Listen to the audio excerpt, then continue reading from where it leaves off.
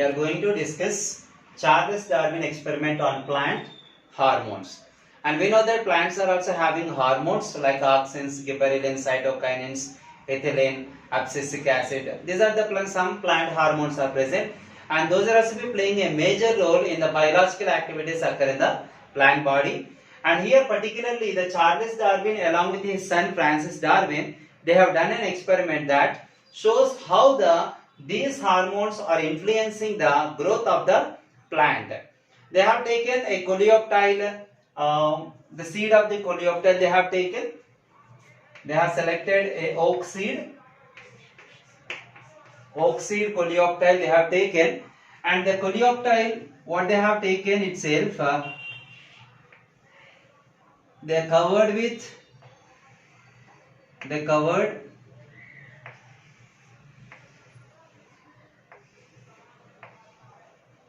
the coleoptile is covered by a aluminium foil. Usually the coleoptile, the tip of the coleoptile is usually containing a hormone which is responsible for bending towards the light or growing towards the light. So that what they have done, whether the hormone only present in the tip of the coleoptile or in the any part of the plant body, they have done an experiment. They have covered the tip of the coleoptile with a aluminium foil. Aluminium foil. They covered the tip of the coleoptile with aluminium foil. Means they were obstructed the entry of sunlight.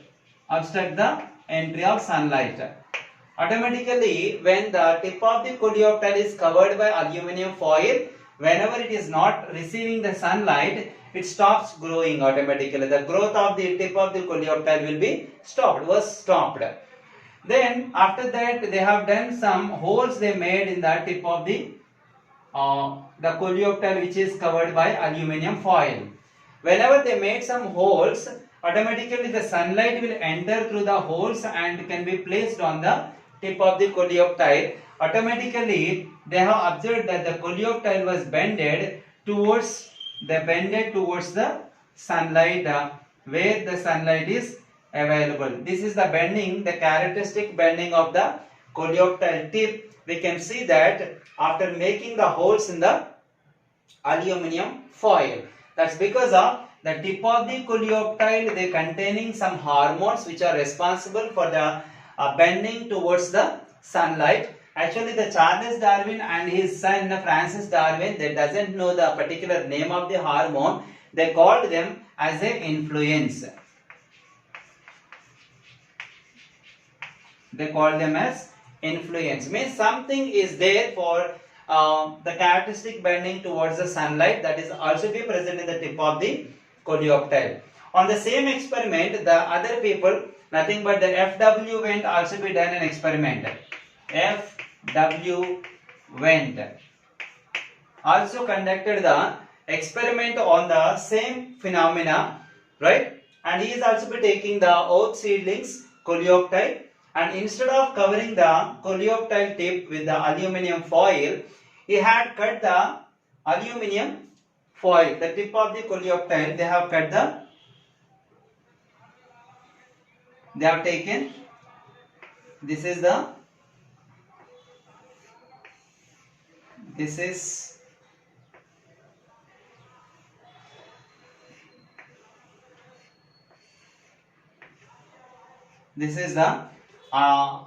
coleoptile of oak seedlings. Coleoptile.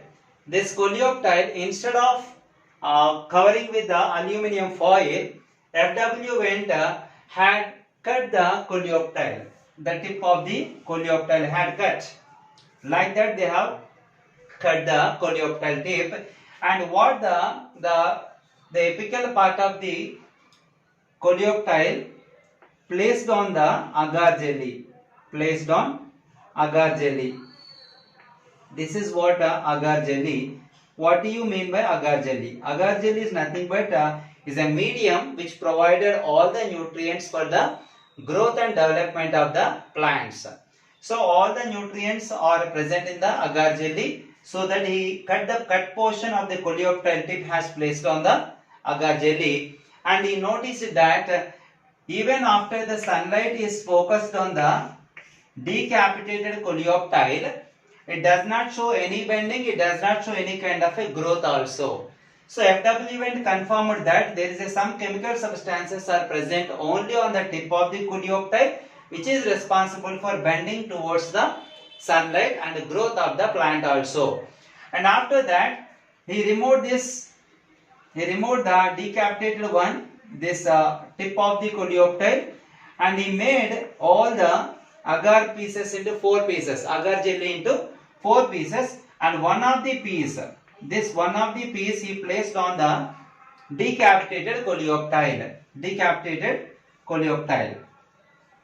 and half of the decapitated coleoptile had been in contact with agar jelly. The half of the decapitated coleoptile had been in contact with agar jelly, right? So after few days, he noticed that the part which is contact with the agar jelly is showing the growth. The other half of the decapitated coleoptile does not show any kind of growth, any kind of bending also. So what happens after few days? The agar jelly, what the chemical substances are received by the tip of the coleoptile.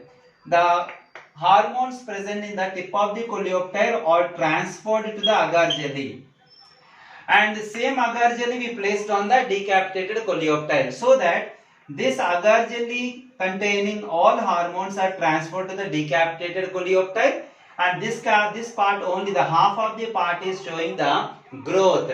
This side of cells are developed and continuously they divided and produce the growth.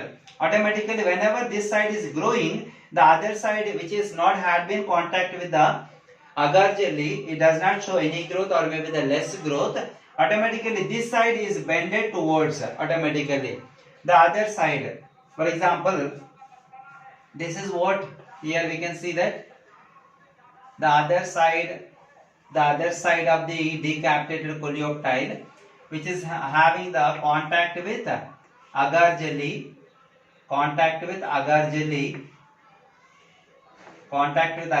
shows the characteristic bending. The other side here, this half had been contact with agar jelly, so that this side is showing the growth. Whenever the cells are growing too much and the other side is not growing, automatically it is bending towards the other side where it is not showing any growth, right? So, and where the light is available, and here only where the light is available, automatically this part is bending towards the light source. And he confirmed that whatever the chemical substances are present in the tip of the coleoptile is transferred to the agar jelly. Whenever the same agar jelly is putting on the decapitated coleoptile, all the chemicals are transferred to the half of the coleoptile which had been in contact with agar jelly, showing the growth and showing the characteristic bending towards the sunlight. And he confirmed that there is a chemical substance present in the particular tip of the coleoptile is responsible for bending towards the sunlight, and which is nothing but he named that chemical substance as an auxin. FW named that chemical substance which is responsible for showing the characteristic bending towards the sunlight as auxin. This is the production of auxin.